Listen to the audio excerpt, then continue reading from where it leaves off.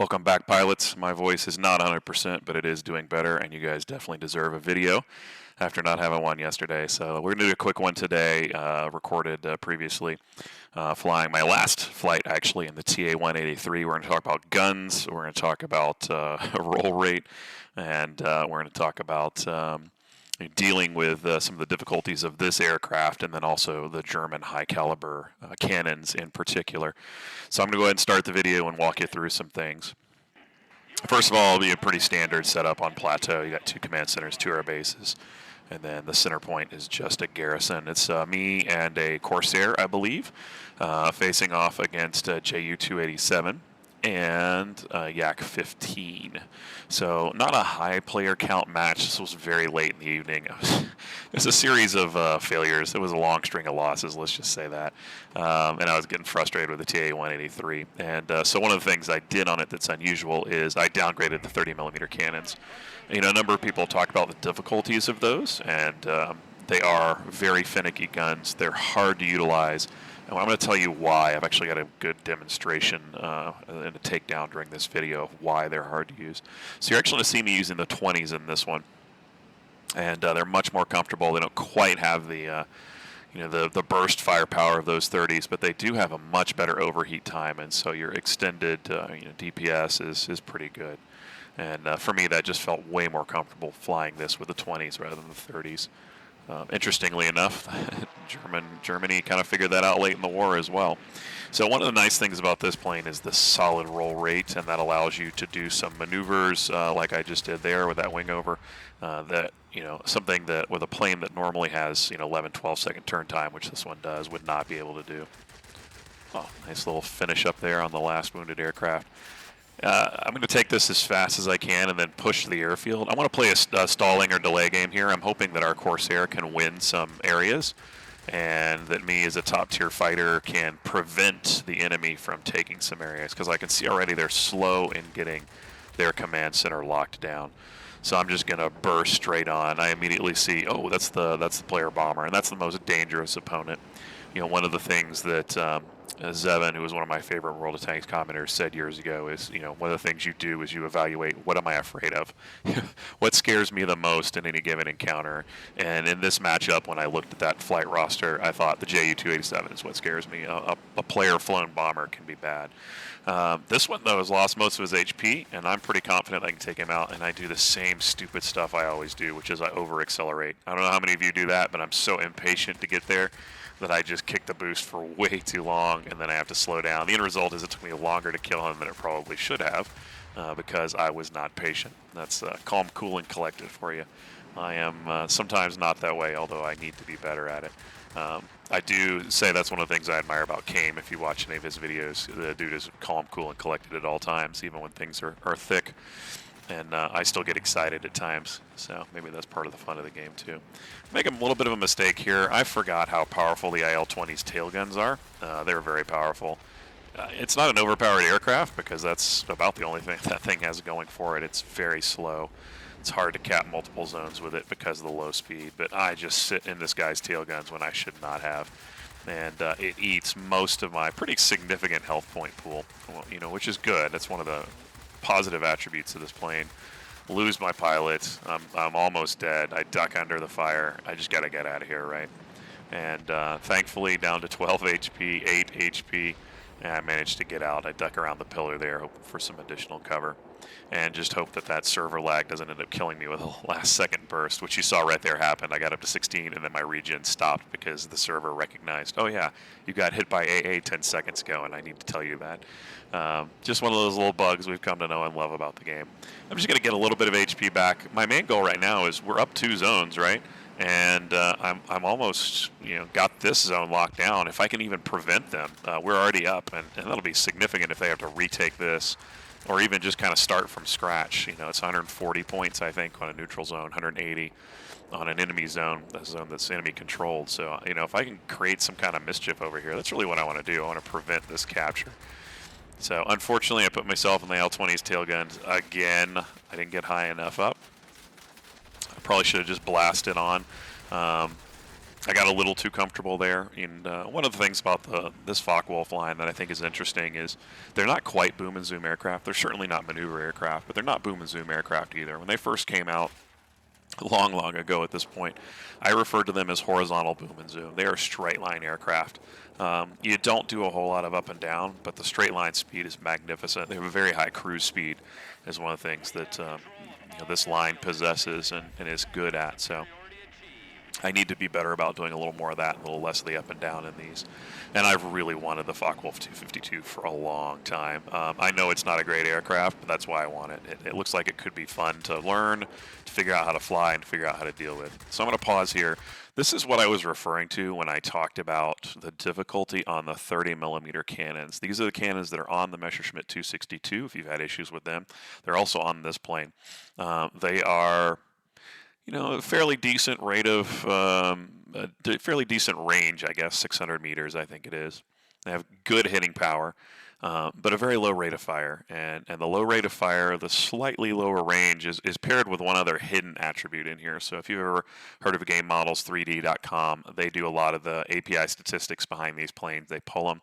They used to even pull the 3D wire models so you could see the hit boxes and the armor values for each of these planes. Unfortunately, that's not something that can be done. Well, it can be done. I've talked to the Game Models 3D creator, the website guy, and he said it's just so difficult to render those things now that he just doesn't take the time because the game is not as popular as it used to be, which is understandable. I offered him money, but he declined, so that tells me it must be really difficult. But one of the things you can see in those hidden stats on a website like his is muzzle velocity. And those 30 millimeter cannons, true to their real-life counterparts, have very sluggish muzzle velocity. So even though they have a 600 meter range, most of the time with the 30 millimeters, you need to be much closer than that to do anything. I would say 400 meters is probably optimal.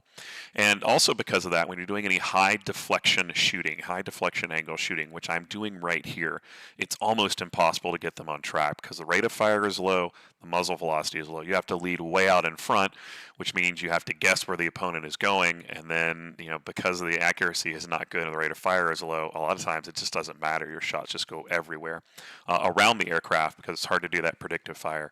High deflection shooting, high angle shooting is easier when you have a high muzzle velocity and when you do have a higher rate of fire.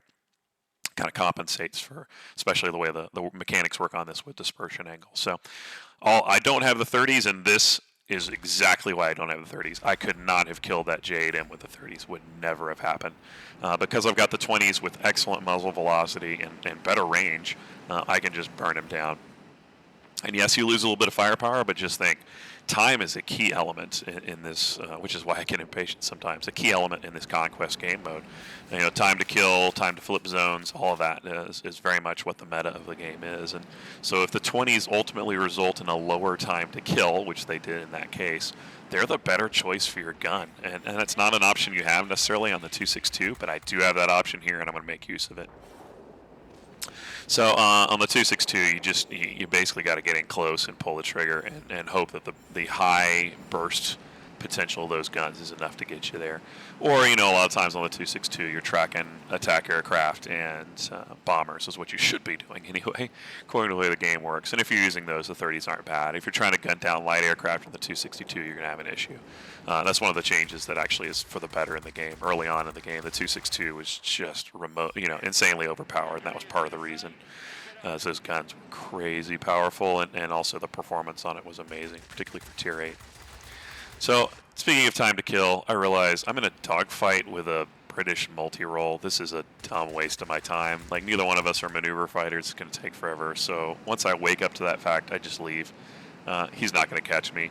I've got other friendly planes there that can help him out. And we're also at the end of the match anyway. So, why not close it up here? That's another high deflection angle shot there, although not as bad on the 211 at the end. It was a short match. It wasn't a great match in terms of gameplay or strategic notions, but it is an interesting plane. I'm not a huge fan of it. I'm hoping I like the 252 better than this one, especially with the different option on the guns. Because this one was really frustrating to finish out until I switched those 20s, and then it got a little bit better. So a couple of things to note on this one. 8 planes down. I did get destroyed once doing that preventative capture stuff. But other than that, look at the high crit rate, even with the 20s, right? And high damage rate, 3,700.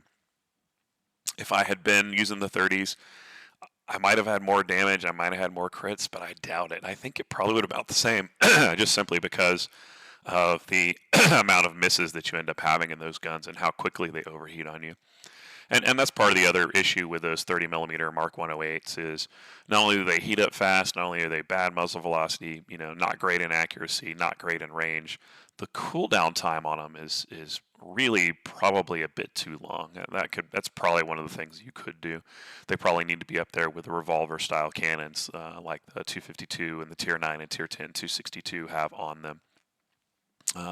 Which are much better in terms of their cooldown rate. They jack up fast in the heat, same as the Tier 8 guns do, but they don't. And that's really one of the things to know is essentially even if you use the 30 millimeters on the TA-183, you're using Tier 8 guns on it, which is not great. So for mine, I kitted this thing out completely for maneuverability. You can see I've got the lightweight power plant and lightweight ring flame wing frame. I'm not, and I'm immediately going to sell this plane. I'm not big on improved modules when I'm grinding through aircraft. It's a waste of tokens in my mind. And again, I'm saving those for some of those specialized aircraft I really, really want to get to. You can see here the 252. Interestingly enough, the TA-183 Huckabine is named after a raven, a cartoon character. But I found out just today that Huckabine in German actually means piggyback, which kind of makes sense given the design of the fighter there. And interestingly, I don't think the 252 is actually the 252. I think the 252 is actually the TA-183 Design 3. If you want to do some of you are better with your Wunderwaffe planes than I am, so you can probably correct me if I'm wrong. But and essentially the 252 went on to be, in a sense, designed and almost employed in South America. I think it was Argentina that they worked on it. But I'm curious to try it out. I'm excited to buy it. I'm waiting for a sale to buy some of these new Tier 10s that I've got up. I've got to get the Banshee. I've got to purchase the 252. I've got to purchase the Corsair, or Cutlass, excuse me. I got to purchase the Swift. So I'm excited to try out some of these new Tier 10 babies. But hopefully this is helpful to you. If you are using on the 262, if you do have those heavy cannons on a plane and you're stuck with them, just pull a lot of lead. Try to go for lower deflection shots and wait to pull the trigger. Your overheat is short anyway. Oddly enough, they're one of the guns that if you have the option for equipment, I would put gas-operated action on them, or possibly long barrels, depending on how you want to do it and what the setup is. But get as much out of your short bursts as you can. Anyway, my voice is starting to give out, so that's going to be it for today. Hope you enjoyed it, and I hope I can catch you again on the next one. If there's anything you want to see, let me know below in the comments. Catch you later.